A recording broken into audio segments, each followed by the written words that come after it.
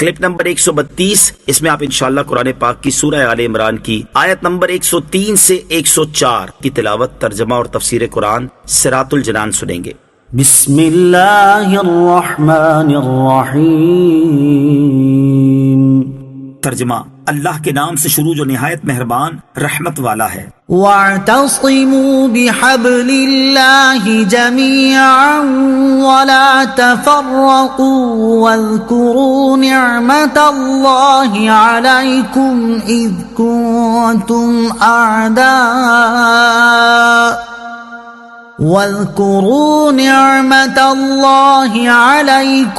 إِذْ كُنتُمْ أَعْدَاءً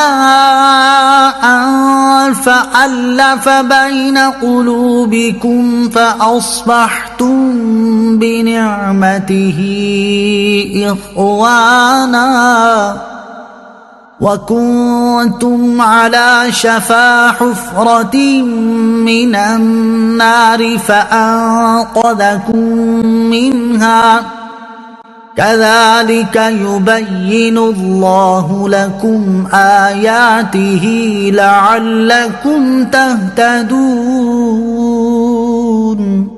ترجمہ، اور تم سب مل کر اللہ کی رسی کو مضبوطی کے ساتھ تھام لو اور آپس میں تفرقہ مت ڈالو، اور اللہ کا احسان اپنے اوپر یاد کرو۔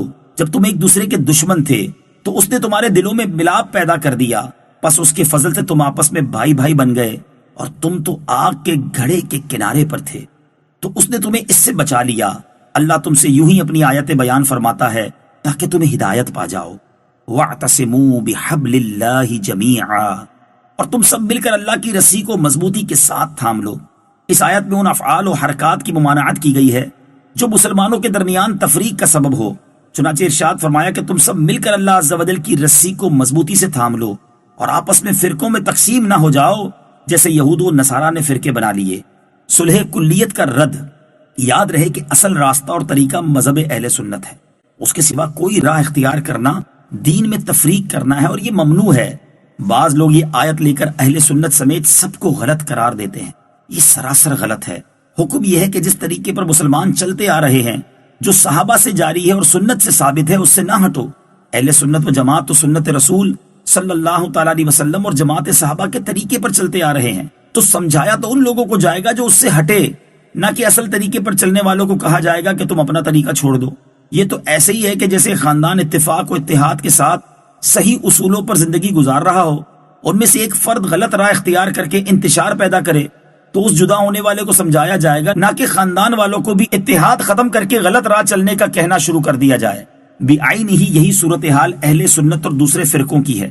اصل حقیقت کو سمجھے بغیر صلح کلیت کی رٹ لگانا اور سب کو ایک ہی لاٹھی سے ہانکنا سراسر جہالت ہے۔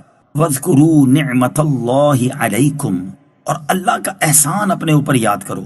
اس آیت میں فرمایا کہ اللہ تعالیٰ کی نعمتوں کو یاد کرو، جن میں سے ایک نعمت یہ بھی ہے کہ اے مسلمانوں یاد کرو کہ جب تم آپس میں ایک دوسرے کے دشمن تھے اور تمہارے درمیان طویل عرصے کی جنگیں جاری تھی، حتیٰ کہ اوس اور خزرج میں ایک لڑائی 120 سال جاری رہی اور اس کے سبب رات دن قتل و غارت کی گرم بازاری رہتی تھی، لیکن اسلام کی بدولت عداوت و دشمنی دور ہو کر آپس میں دینی محبت پیدا ہوئی، اور نبی کریم علیہ الصلوۃ والسلام کے ذریعے اللہ تعالیٰ نے تمہاری دشمنیاں مٹا دی اور جنگ کی آگ ٹھنڈی کر دی، اور جنگجو قبیلوں میں الفت و محبت کے جذبات پیدا کر دیے۔ تاجدار رسالت صلی اللہ تعالیٰ علیہ وسلم نے انہیں ایک دوسرے کا بھائی بھائی بنا دیا، ورنہ یہ لوگ اپنے کفر کی وجہ سے جہنم کے گھڑے کے کنارے پر پہنچے ہوئے تھے، اور اگر اسی حال پر مر جاتے تو دوزخ میں پہنچتے، لیکن اللہ تعالیٰ نے انہیں حضور پاک علیہ الصلوۃ والسلام کے صدقے دولت ایمان عطا کر کے اس تباہی سے بچا لیا۔ جہنم سے بچنے کا سب سے بڑا وسیلہ، اس سے معلوم ہوا کہ سرکار دو عالم علیہ الصلوۃ والسلام ہمارے لیے دوزخ سے بچنے کا سب سے بڑا وسیلہ ہے۔ چنانچہ حضرت جابر رضی اللہ تعالیٰ عنہ فرماتے ہیں، اور یہ بخاری شریف کی حدیث ہے، کہ کچھ فرشتے حضور اقدس علیہ الصلوۃ والسلام کی بارگاہ میں اس وقت حاضر ہوئے جب آپ علیہ الصلوۃ والسلام سو رہے تھے۔ ان میں سے ایک نے کہا یہ تو سوئے ہوئے ہیں، دوسرے نے کہا ان کی آنکھ سوتی اور دل جاگتا رہتا ہے۔ فرشتوں نے کہا آپ کے ان صاحب کی مثال ہے، لہٰذا وہ مثال بیان کرو۔ ایک نے کہا وہ تو سوئے ہوئے ہیں، دوسرے نے کہا ان کی آنکھ سوتی اور دل بیدار رہتا ہے۔ انہوں نے کہا ان کی مثال اس آدمی جیسی ہے جس نے گھر بنایا، اس میں دسترخوان بچھایا اور بلانے والے کو بھیجا، تو جس نے اس کی دعوت قبول کر لی وہ گھر میں داخل ہوا اور دسترخوان سے کھانا کھایا، اور جس نے دعوت قبول نہ کی وہ نہ گھر میں داخل ہوا اور نہ دسترخوان سے کھانا کھا سکا۔ فرشتوں میں سے ایک نے کہا اس کا مطلب بیان کیجئے تاکہ بات سمجھ میں آ جائے۔ ان میں سے ایک نے کہا یہ تو سو رہے ہیں، دوسرے نے کہا ان کی آنکھ سوتی اور دل بیدار رہتا ہے۔ فرشتوں نے کہا گھر سے مراد جنت ہے، اور بلانے والے سے مراد حضرت محمد مصطفیٰ صلی اللہ تعالی علیہ وسلم ہے۔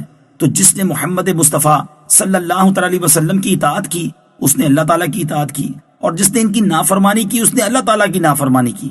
محمد مصطفیٰ صلی اللہ تعالی علیہ وسلم اچھے اور برے لوگوں میں فرق کرنے والے ہیں۔ وَلْتَكُن مِّنكُمْ أُمَّةٌ يَدْعُونَ إِلَى الْخَيْرِ وَيَأْمُرُونَ بِالْمَعْرُوفِ وَيَنْهَوْنَ عَنِ الْمُنكَرِ وَأُولَئِكَ هُمُ الْمُفْلِحُونَ۔ ترجمہ، اور تم میں سے ایک گروہ ایسا ہونا چاہیے جو بھلائی کی طرف بلائیں اور اچھی بات کا حکم دیں اور بری بات سے منع کریں، اور یہی لوگ فلاح پانے والے ہیں۔